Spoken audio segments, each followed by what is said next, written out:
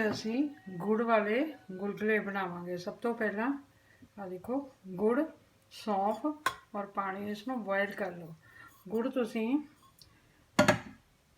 अगर तुहाडे कोल एक कौली आटे दी हैगी है तां तुसी अद्धी पौनी कौली गुड़ दी ले लेनी है। ठीक है जी। इसनू गर्म कर लो थोड़ा जिन्ना।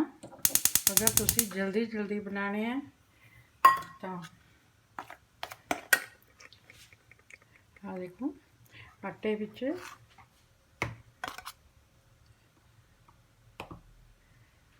एक चुटकी जिन्ना तुसी मिठा सोडा पा लवो। उस तो बाद तुसी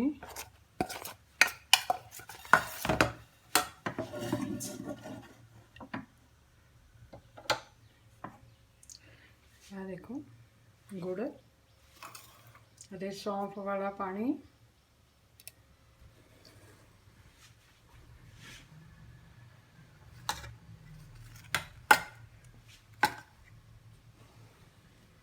इस विच आटे विच तुसी पा के इसनू तैयार कर लवो। आ देखो अगर तुसी गर्म पानी पाओगे तो बहुत जल्दी तुहाडा ये तैयार हो जाएगा, नहीं तो तुहानू ये तैयार करके रखना पड़ेगा 10 मिनट।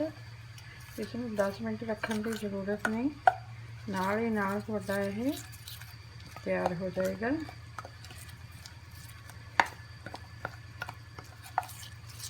देखो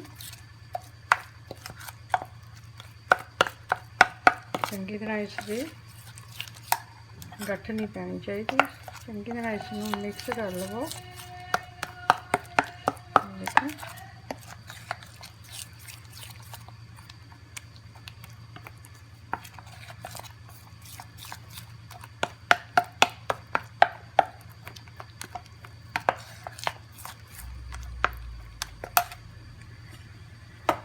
फिर तुसी गैस ऑन कर लवो, अपना तेल गरम कर लवो।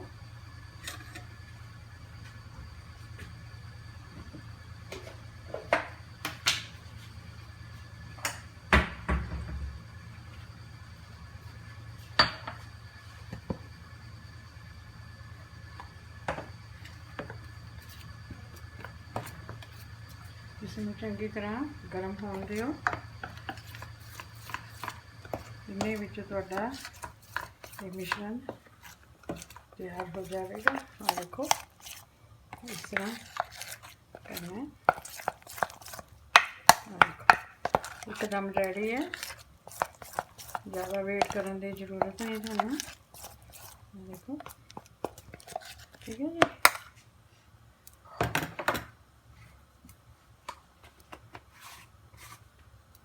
बस तेल तुहाडा गर्म है, थोड़ा जिन्ना इस विच पाके आपां देख लेंदे हैं।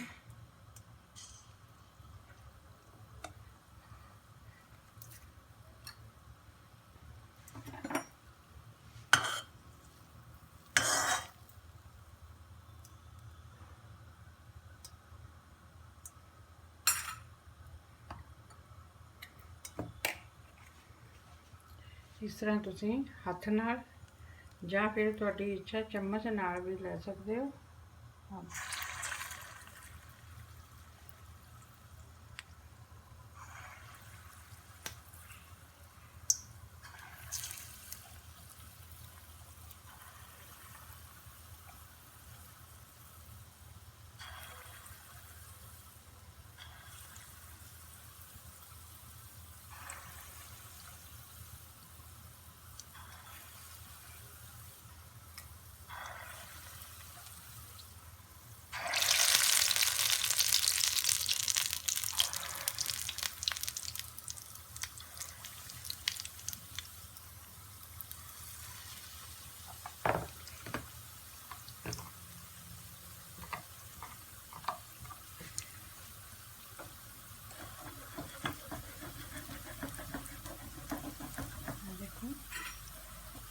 ਜਦੋਂ ਥੋੜੇ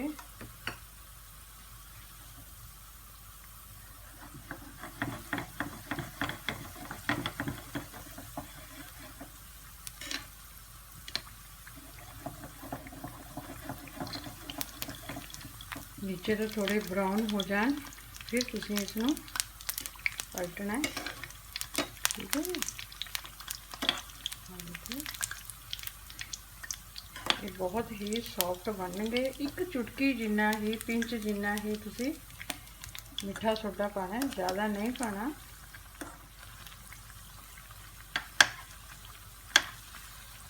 देखो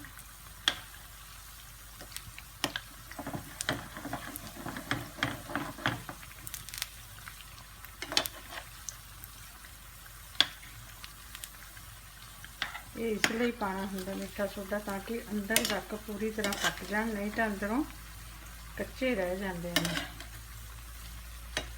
बस यही रीज़न है। अगर नहीं पाना तुसीं गुड़ पा रहे हो ना भी पाओ कोई गल नहीं।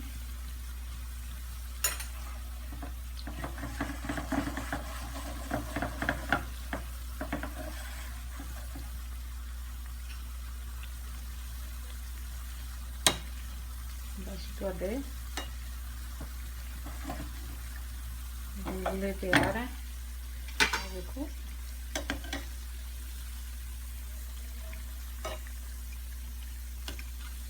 एक प्लेट के नीचे इसमें निकालना है।